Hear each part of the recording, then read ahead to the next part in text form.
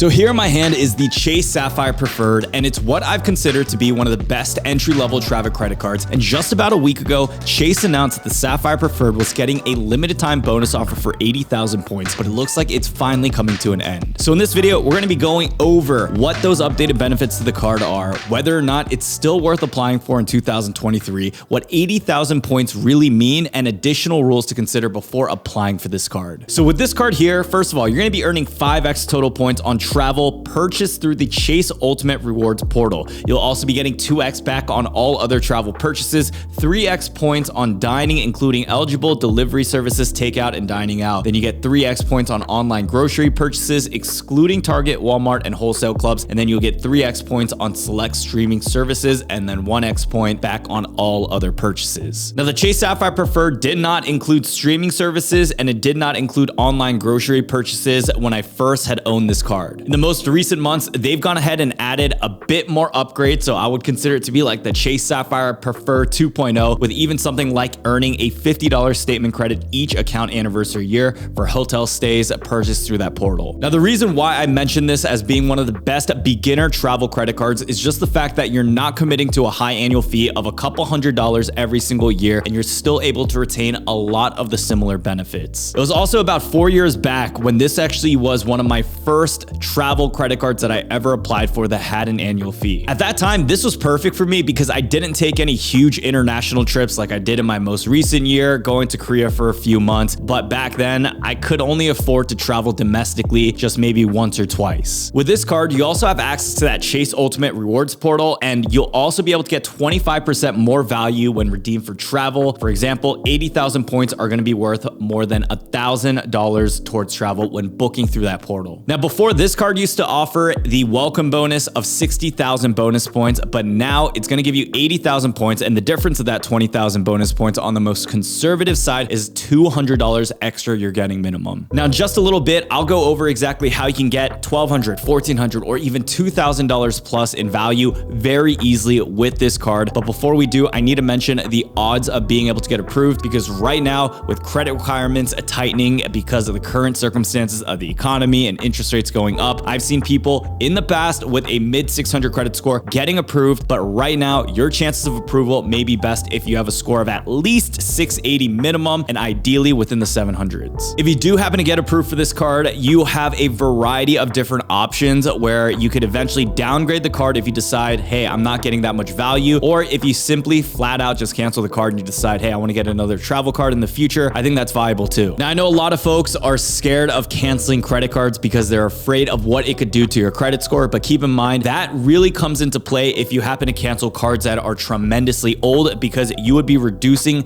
the average age of your accounts, which is a huge factor into your credit score. When you cancel a brand new card or something that you've only held for maybe 1 or 2 years, you're not going to be seeing too much of a ding, and even if you do, normally your score will climb back up just a few months later. If you don't want to cancel this card, you have so many options. Chase actually has 3 different Freedom products. Only 2 of them are available publicly, but you can also get the regular Chase Freedom card, which is something that I did, or you could also downgrade to the regular Chase Sapphire card, which also has no annual fee, which is something that I've also done before too. On the topic of whether or not this card is worth picking up, I would say that 80,000 point bonus is really solid. There is still one. If you are able to go into a branch, you might be able to find a 90,000 point offer or sometimes a 100,000 point offer, but those are rare, it's limited, and not always where you walk into a branch will you get it. Still, just getting anything above the public offer, because when I first applied for this card, I only got 60,000 points. If you're able to find anything better than that, I still think it's worth getting, as long as you know you can hit that minimum requirement for the welcome bonus. Now, on the topic of that welcome bonus of 80,000 points, what is that worth exactly? So I wanted to do something different and give you guys some real world examples of how I would be able to find maximum value of even getting 2 to even 3 cents per point very, very quick, very simply. Now, first of all, by having the Chase Sapphire card, you have access to that Ultimate Rewards portal like we mentioned earlier, and one of the benefits that you can use following that is the fact that you can transfer your points to a different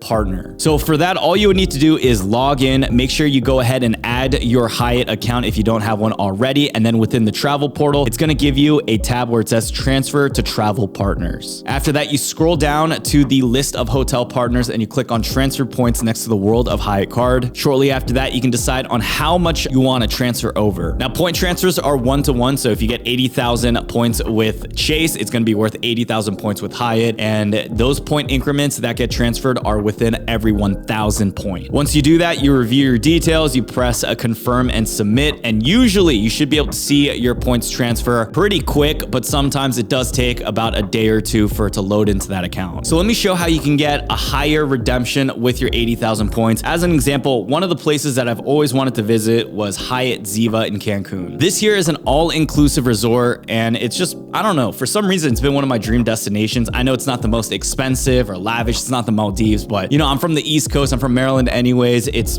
only 3 hours away. We'll use it just for the purpose of this video. So say I wanted to stay at this hotel on July 23rd to July 26th, just a few random dates, and it comes out to be about $588 per night. Now, when I used to check some other dates, I've seen this hotel room continue to go up in price where it was around even $700 per night, but I saw the point rewards rate continue to stay at 40,000 points. So by doing the math, you will be able to find a better redemption rate right there. But let me give you a bit of a better example. So one place that I've stayed at before is the Park Hyatt in New York. This here is one of their top tier hotels, a 5-star hotel, and I believe this is also a category 8. So every Hyatt hotel falls into the property range of 1 to 8. So if it's a category 8 hotel, it means it's one of the best ones that Hyatt has to offer. With that being said, if I want to stay one night at just a normal king size bed here in New York City, it would be $995 a night. Let's round it up to $1,000 a night. But for points, it would only cost me 40,000 points. So if I take that welcome bonus offer from the Chase Sapphire Preferred, transferred it 1-to-1 into Hyatt, then I would have 80,000 points loaded into this account. I'm able to get 2 nights completely for free at this 5-star hotel here in New York City. And instead of paying $2,000 a night, I would get it for free. After doing the math, just for those 2 hotel night stays, I'm able to get a 2.5 cent per point redemption, which is not too bad at all. You could also just put it into the value of, if you do decide you really want to stay at this hotel, you get the welcome bonus for spending money that you would have done anyways on a credit card like this. You end up getting a $2,000 welcome bonus. Now, just like I've showed you here in this example, what I really love about Chase, it's just so easy to use compared with American Express, where I literally had to make a full guide going through exactly which membership reward points to use, how to transfer it to different partners, just for you to find an easier or higher redemption rate. With Chase, it simply is just transferring those points once and then clicking on, you know, one of the Hyatt rooms and getting it there. Now, before applying for this card, there are also a few more things that you need to consider. Unlike American Express, where if you ever get the welcome bonus on a card like the American Express Platinum card, you will never be able to get that welcome bonus offer again. But with Chase, they allow you to get that bonus, but within every 48 months. This rule here includes the Chase Sapphire Preferred and both the Chase Sapphire Reserve, and the 48 months wouldn't be from when you open the card, but rather from when you earned the bonus. Now, something really important too is going to be that 524 rule, where Chase states that every 24 months you can only get 5 cards before getting approved for the next one within Chase's lineup. So if I applied for 4 different cards with another issuer and then I got, you know, another one already, if I have 5 cards within that 2 years and then I try to apply for this card, I would get automatically denied. But that is up until some recent data points that we got. Take as an example, this one user 16 days ago got approved for a credit limit of 10,000 at 524, where in the past 2 years, they got the American Express Blue Cash Plus. They also have the Capital One Venture X, the Citi Custom Cash, the US Bank Altitude Connect. They have the Amex Gold. Then they applied for this card and they got approved instantly. Now, it looks like data points are a bit mixed though, because I'm seeing still some people getting instantly denied when they are over 524, as this person is at the 724 status and it looks like they were unable to get approved. Now, one last thing to note, guys, Chase announced the